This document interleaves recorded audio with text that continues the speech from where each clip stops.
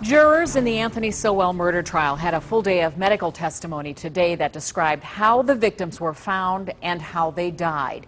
Chief Investigator Ron Regan joins us now. And Ron, this witness testimony has been very tough all along, but I understand what you saw today in court was especially grisly. Well, it sure was. The jury saw more than 600 crime scene photos, including graphic autopsy photos. Then a forensic pathologist described for the jury how the victims may have died.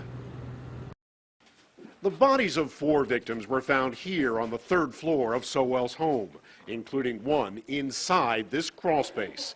A forensic pathologist told the jury 43-year-old Nancy Cobbs was strangled to death. There is a rope ligature encompassing the upper neck at least 2 times, with an underlying dark-colored soft cloth ligature knotted around the neck 1 time. Sowell watched every single autopsy photo, rarely taking his eyes off the screen. He never showed any emotion. Talacia Forston was strangled too.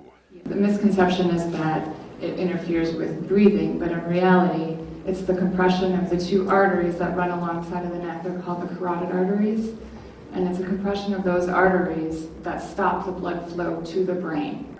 And victims, she said, would black out in less than 30 seconds and die within 3 to 5 minutes. The body of 38-year-old Diane Turner was found on the floor next to Forston's. In my opinion, Ms. Forston was dead for a longer period of time than Ms. Turner.